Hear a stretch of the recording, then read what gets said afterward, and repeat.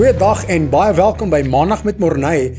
Dit was 'n lekker jaar, ons lekker gelag, lekker gehuil. Ek vra jou weer eens dankie vir al die subscribers wat deel is. Sal julle like, subscribe en share asseblief. Voor ons verder gaan, ons het pragtige, beautiful gaste hier by ons vandag. Voor ons aangaan, kom ons kyk na hierdie week se nuttelose inligting.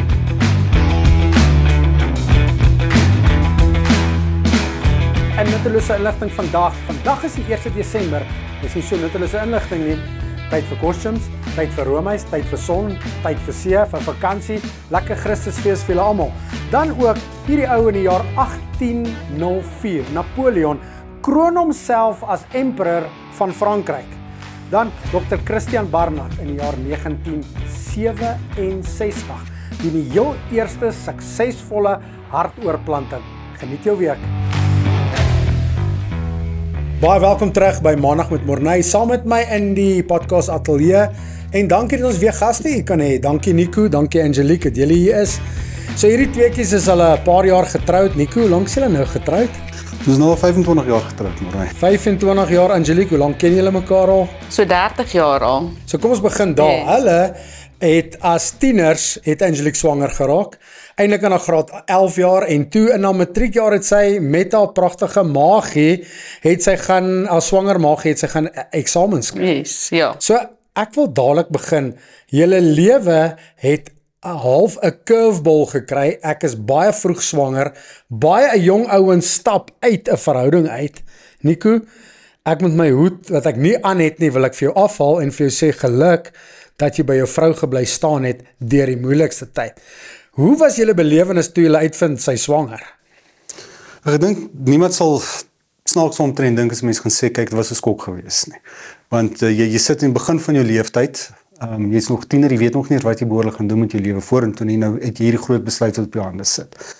Ek dink van opbrengs af was dit nie vir beide van ons opsie geweest om te sê kom ons raak ontslaaf van die kind of gee vir adoption aan nie. Dit was nou maar teen almal se beter wense, baie teleurstelling van die ouers en so aan, het ons besluit hoor ons gaan voortgaan en sal deze in die wêreld bring. Dit is so moeilik as nog steeds self tieners, ek gaan hierdie groot verantwoordelikheid vat en ons gaan ons toe baba dogtertjie begin groot maak.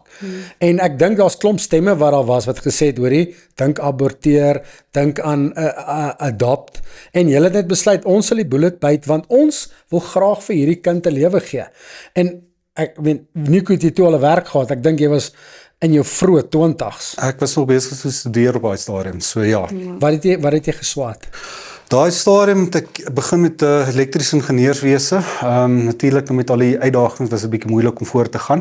Toe het ek oorgeskuif na elektroniese engineering by die college in Benoni. Wow. So ja, ons het nou maar so dit gehandhaaf met studies, pa wees, ma wees en so voorts. So kan ek gou iets, julle dogter se naam is Charlize. Ja.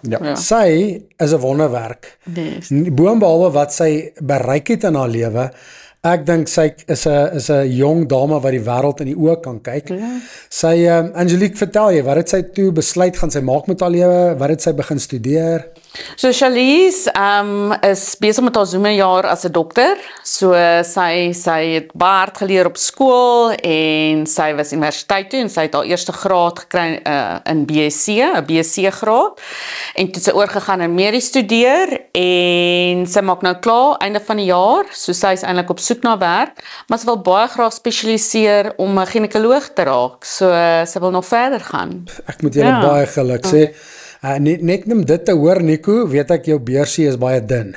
Jy het nou al hierdie swattings te betaal, of julle saam het betaal het, maar ek sê nie dankie, dat julle hierdie besluit jare vroeër gemaak het, en sê, ons gaan die beste gee vir ons kind en kinders nou, maar sy is 'n dokter, wat haar Zuma jaar doen, wat wil verder spesialiseer.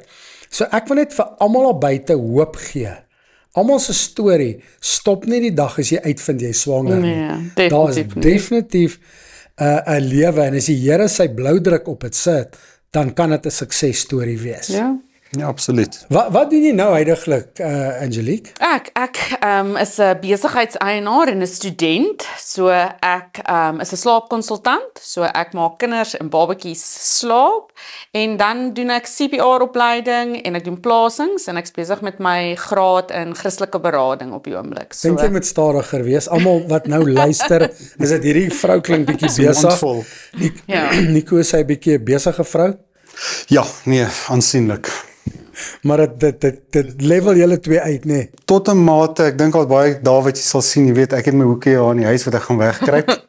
Jy weet, is van die oomblik as my bas gaan neersit, so hoorie, ek wil gou hier so iets sê. Sy maak altyd mos die grappies, sy wil aan ons huwelik werk. Ja. Huwelik werk, huwelik moet jy werk, huwelik moet jy werk. Maar dit werk al vir 25, ja. Absoluut. Angelique, dit absoluut. lyk my dit werk. Ja, So dis die dit tip. werk. Is dit die tip vir die vrouens? Ja, exactly, dis die tip. Jy moet vir jou man die hele tyd sê, jy wil aan huwelik werk en dan moet jy klein taakies uitdink en sê huwelik jy moet werk vandag en vandag wil ek hê jy moet hierdie ophang, huwelik jy moet jy werk. Nico. So sy swat nou huidiglik. Ek dink wil jy haar nie meer gee om te studeer nie. So Ja, kyk, eendag sal ek voet draai, jy weet, aftree daar kom en dan sit nou maar my liefie, nou sit jou weer. great. Jy swat pastorale Ja, berading. Christelike berading. Ja. So en jy het jou eerste jaar voltooi. Yes, ek is besig met my tweede jaar vakke en ek oorweeg om ek het nou begin dink ek wil dalk my honeurs doen. So ek dink nog ek wil in substance abuse gaan.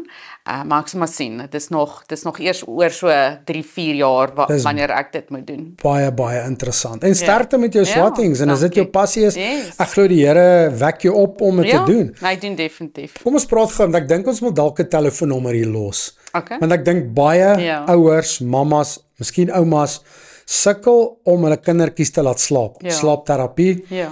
Men van ons sukkel jare dat jou kind in die slaap raak. So wil jy vinnig daaroor praat en dan kan ons almal wat die podcast luister, as julle graag Angelique wil bel en sê hoor, help ons.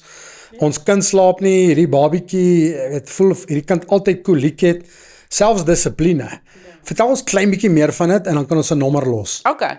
So in terme van die slaap, ons kyk na kinders, so babietjies en kinders. Tot en met die ouderdom van seker so 10-12 kan ons help met slaap. Met die kleiner babietjies is dit 'n kwessie van ons werk aan hulle roetine, ons kyk hoe hulle aan die slaap raak, ons kyk hoe hulle eet en hoe hulle drink. Ons kyk of die skreentyd hulle aan blootgestel is. Skreentyd het 'n baie groot impak op kinders en babatjies se slaap. Ons kyk ook na hoe hulle omgewing lyk waar hulle slaap. So daai is die goedjies waarna ons kyk as ons na 'n babatjie se slaap kyk. En met die toddlers wat 'n bietjie ouer is, sit ons 'n bietjie, dis waar die dissipline of ons noem dit die boundary in plek kom. Ons leer hulle van jy weet, jy kan 'n boekie lees, ons kan 2 boekies lees, maar as dit by slaap kom, moet ons slaap. En dan kyk ons ook na hulle liefdeskoppie. So dit is nou nogal lekker vir my. Ons kyk na die toddlers se liefdeskoppie en ons maak seker daai liefdeskoppietjie is opgevul en dan begin ons hulle ook te leer van tyd. So dit is waaroor die slaap basies gaan. En die proses is maar, jy weet, om 'n kind te leer slaap. Jy weet, dit is soos 'n skill. Dit is soos hulle leer loop as hulle sukkel om deur te slaap of selfs aan die slaap te raak. So dit is maar 'n proses van so 2 weke proses waar ek met 'n mamma en 'n pappa baie keer en oumas en die nannies hand aan hand stap waar ek hulle help deur die proses dat hulle kinders op hulle eie aan die slaap raak, deur kan slaap en ja, net weer goed kan slaap want dis wanneer alles gebeur as jy slaap. Jy rus, jou immuunstelsel bou op, al daai goedjies gebeur as jy slaap. Dis wanneer mamma ook rus en pappa ook. Ja. So dankie, ek dink is 'n passie en al die terugvoer sover is pyk. So as jy nie omgee nie, wil ek graag net jou naam, jou selfoonnommer as jy iemand Angelique wil kontak. Kom ons gaan gou terug na julle twee toe. Hoe vier julle 'n huweliksherdenking? Hoe lyk 'n tipiese herdenking vir julle? Wel, hierdie jaar het ons gaan uit eet op ons eie. Ja, ons het bietjie Was dit die eerste? Nee, ons gaan gewoonlik is die kinders mos maar saam. So ons het gaan uit eet op ons eie en die kinders het na mekaar gekyk en hulle take-outs gehad. My dis bietjie vreemd geweest, nee Nico. Ja, dit was Ja, mense is nie gewoond. Ons is gewoon 'n trio, jy weet, veral nou met die oud seun wat uit die huis uit is, so Bellaatjie is maar altyd saam met ons. Ja. So dit voel 'n bietjie anders, maar mens moet daai tyd ook 'n bietjie afskaal en dan in jou huwelik ook op sy sit. As mens so Great vir daai tip. Spandeer tyd aan jou huwelik. Huwelik. Okay, so Nico, ek wil oor jou praat. So 'n paar jaar terug kry jy nog 'n skoknuus En jy kry 'n diagnose dat jy kanker het. Ja. Asseblief sal jy bietjie in daai donker space inbeweeg. Wat spesifiek wil jy meer weet oor die hele prosedure deur dit of want ek kan die hele dag deur praat so moet van so. Wanneer hoe het jy dit jy kan onthou, gewoonlik kan jy onthou op die plek en tyd Ja. wanneer die dokter vir jou gesê het jy het kanker en watter tipe kanker jy het. Kyk, ja, ek sal so bes moontlik opsom. Dit maar begin is rugpyn vir 'n lang storie. Jy weet, en dan het mense al die dingetjies probeer, het fisio gegaan, jy dit gaan kyk en alles het nooit uitgewerk nie. Toe op die eind van die dag toe is ek by 'n neuroloog en hy het vir my gestuur vir MRI. Toe ons nou daar uitstap, terwyl ek wag vir resultate kom hulle uit, sê hulle vir my hoor daar's nou 'n gewas wat gegroei het. En van daar af het dit nou maar net aangegaan as jy weet, ek dit lank gevat om in te sink. Maar ek het altyd hoop gehad rondom dit. Vir my was dit, ek dink dit soos ek om saam te meng hoe ons socialies in lewe en gebring en vir my het ek al voel die Here is in beheer. Ek het nooit getwyfel oor hoekom dit met my gebeur het of waarom dit met my gebeur het. Dit het nie eers op my kop gekom nie, want lewe gebeur, dinge gebeur met mense. Jy kan vandag hier uitstap en 'n kar kan jou omry. Mens weet nooit wat wag nie, die Here alleen weet daai tyd. Wat was die diagnose? Moet jy gaan vir radiasie, operasie? Ek moes eers gaan vir biopsie, wat ook 'n hele proses was, want die gewas wat gegroei het op my agter op my rugwervel gaan sit en is reg by die bloedvatstelsels wat afgaan in die renal stelsel. So dit was nie net eenvoudig steek en halte nie, ons het dit probeer, maar omdat hy so naby aan die rugwervel was dit nie suksesvol nie. Toe moes ek vir 'n, ek dink die term is laparotomie, Ja, waar hulle jou heeltemal so oop sny, ja. alles uithaal en nou om 'n toets te kry van die gewas. Om te sien waar die oorsprong is van die gewas, want die gewas was nie daarvan oorsprong nie, ja. Ja. En toe na die hele prosedure deurgaan het uitgekom dis testikulêre kanker. Wat niks vreemds opgetel was nie, niks ongemakliks nie, dit was nou maar net ja, ek dink ek simptome het begin wys omtrent 'n week voordat ek vir die biopsie moes gegaan het. En toe dit met die dokter bespreek het, toe reken hulle neer is dalk net omdat jou bloedvloeiing beknop is met die gewas wat rondom dit sit, so 'n net swelling. So ja. En hoe lank was hierdie hele proses? Hoe lank was hierdie behandeling? Ek dink dit was maande en maande.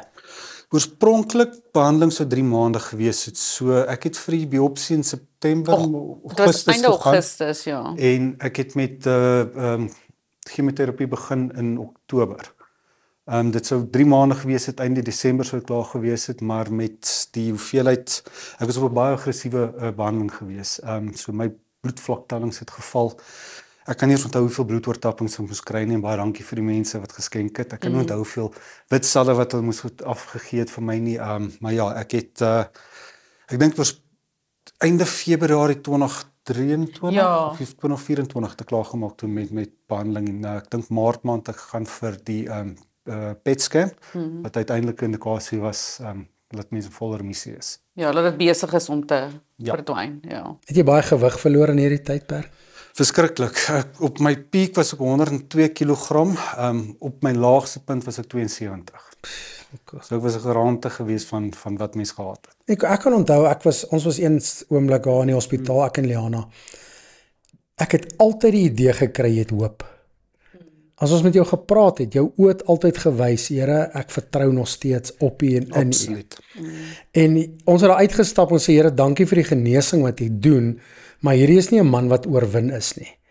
En ek dink ek moet eintlik, as almal hierna luister, jou getuienis sal altyd wees, en ek wil nie vir jou praat nie, ek kan nou bylas. Jy het altyd gekies dat ek dit in die hand van die Here plaas. Absoluut. Want ek kon dit sien in die hoe jy gepraat het, die hoe jy gekyk het, dit ek het gewig verloor, maar ek bly sê, Here, U sal in beheer bly. Definitief. As dit is 'n ou foto wat ek gesien het, ek dink my ma of my ouma het hom gehad. Dis daai footsteps in the stand.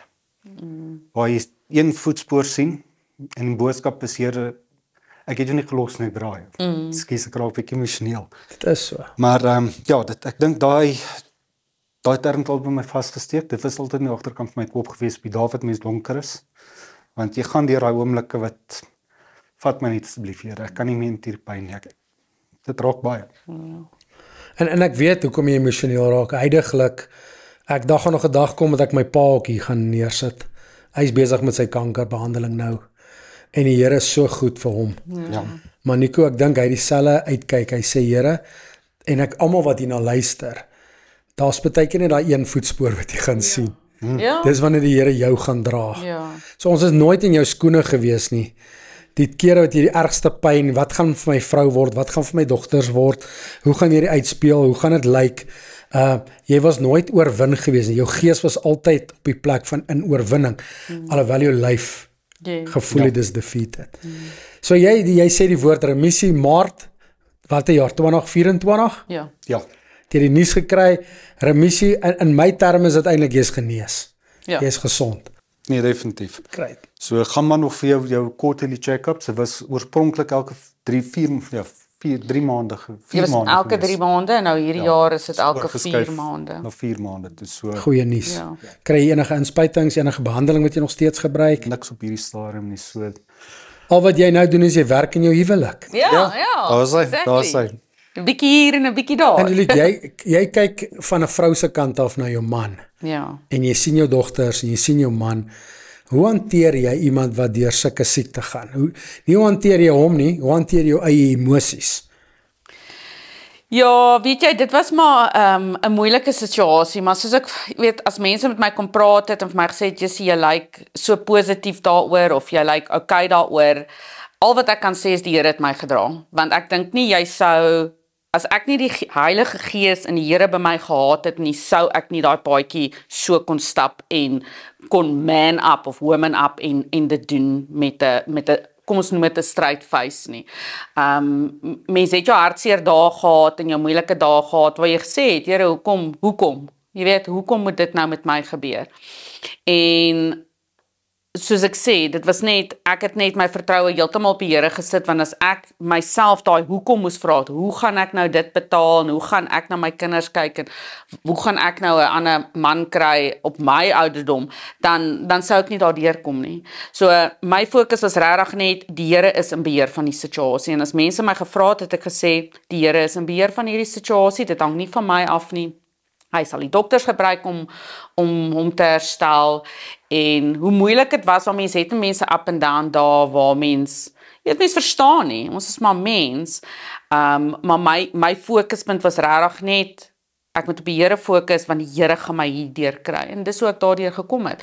Is dit jou boodskap na almal toe, sê, hoorie, maak nie saak deur wat jy sien nie, want jou oë wys iets anders. Hou net aan vas in die Here. Hou net vas, gryp aan wat hy vir ons beloof het. Ja, exactly, want al lyk dit nie of dinge gaan uitwerk soos jy wil hê dit moet uitwerk nie, of al lyk dit of alles om jou gaan. Onthou, Jesus is daar met jou in die storm. So hy gaan jou nie laat gaan nie. En maak nie saak hoe dit lyk aan die einde nie, hy is nog steeds daar die hele tyd by jou. So die storm kan maar gaan, maar jy moet regtig net, my fokus was regtig net op Jesus en op die Here, want ek dink nie ek sou dit nie kon doen as ek nie Jesus in my lewe gehad het nie. Ek dink nie ek sou dit kon doen nie, want daar was net te veel up and downs. Ek meen, hy was, toe julle daar was die keer in die hospitaal, toe was hy eintlik in isolasie, hy het baie sleg gedoen.